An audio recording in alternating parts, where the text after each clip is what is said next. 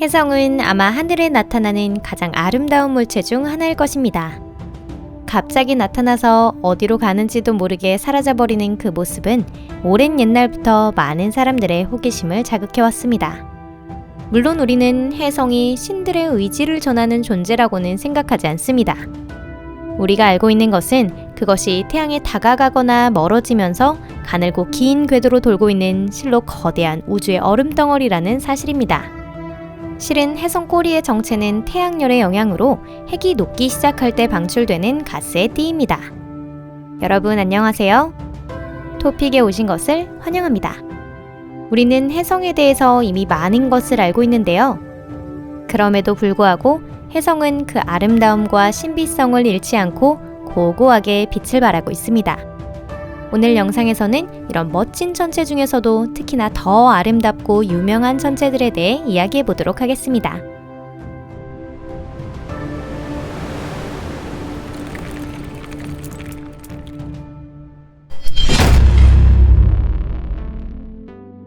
헨리 혜성.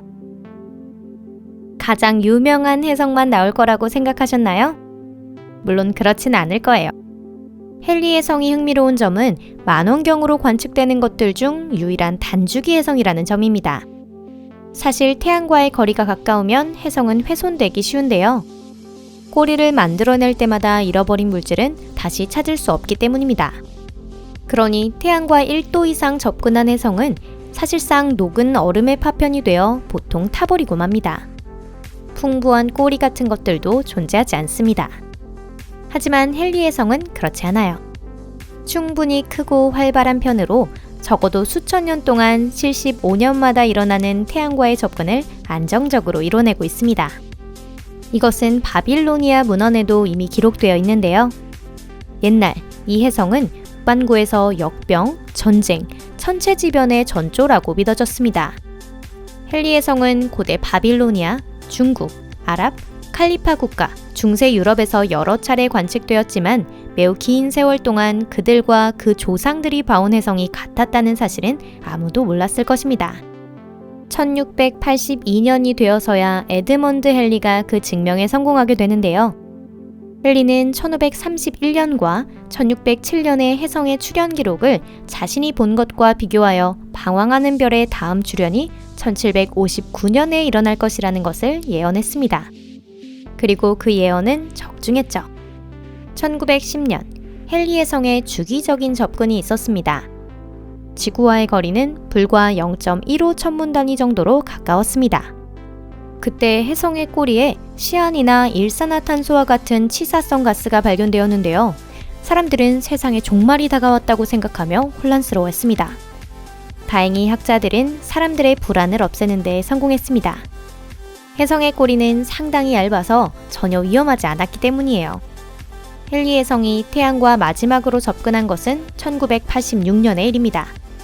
지구와는 반대측의 궤도에 있어서 지구에서 바라볼 수는 없었습니다. 하지만 연구자들은 탐사선에서 혜성을 촬영하였고 그곳에 산과 협곡, 크레이터 등의 풍요롭고 복잡한 기복이 있다는 사실을 알아냈습니다. 다음 접근은 2061년인데요. 순조롭게 시간이 흐른다면 우리는 조금 많이 늙었겠지만 관측하는 것은 충분히 가능할 것 같습니다. 지금 헨리 혜성은 해왕성의 궤도 앞에 있어서 고성능의 망원경을 이용해서만 관측할 수 있습니다. 엔케 혜성. 엔케 혜성은 현 시점에서 알려진 가장 짧은 단주기 혜성입니다. 태양 주위를 공전하는 주기는 불과 3년 반으로 목성의 궤도 부분을 왕복하고 있지요. 이 혜성은 그리 밝지 않아서 망원경으로 관측해야지만 잘 볼 수 있습니다. 이 혜성을 발견한 사람이 엔케라는 성을 가졌다는 사실은 쉽게 예상하실 수 있겠죠? 1819년 요한 프란츠 엔케는 헨리와 같은 방법으로 유럽 지역에서 비슷한 혜성의 관측 정보를 정밀하게 조사했습니다. 그리고 이 엔케 혜성이 퉁구스카 대폭발의 원인이었다는 설도 있는데요. 시베리아 숲 상공에 떨어진 것이 이 혜성의 거대한 파편 중 하나라는 것입니다. 또 이 혜성은 수성의 주기적인 유성우와 관련되어 있을 가능성도 있답니다. 엔케 혜성은 현재 본체의 85% 가까이를 잃은 상태입니다. 그리고 그 꼬리는 둔하고 희미해지고 있어요. 이 혜성과 태양의 접근은 2007년이 마지막이라고 알려졌는데 그렇지 않다는 사실이 밝혀졌습니다. 2013년에 엔케 혜성이 태양에 접근한 것이죠. 이는 마침 아이손 혜성이 화제가 되었던 시기와 일치해서 우주 탐사선 메신저와 스테레오 양쪽에서 우연히 그 모습이 잡혔다고 합니다. 이케아 세키 혜성. 이 장주기 혜성은 1965년 일본의 천문가인 이케아 카오루와 세키 츠토무에 의해 발견되었습니다. 1965년 10월 21일 이 혜성은 태양에서 불과 45만 킬로미터밖에 떨어지지 않은 지점을 통과했습니다. 근일점 통과의 날, 혜성이 정오의 하늘에서 태양 근처에 있는 모습을 직접 볼 수 있었습니다. 혜성은 일본 상공에서 가장 잘 보였는데 마이너스 17등급이라는 만월의 60배의 밝기를 가진 천체로 무척 선명하게 보였다고 합니다. 믿기지 않을 만큼 밝고 아름다운 혜성이라는 점에서 이 혜성은 1965년의 대혜성이라고도 불립니다.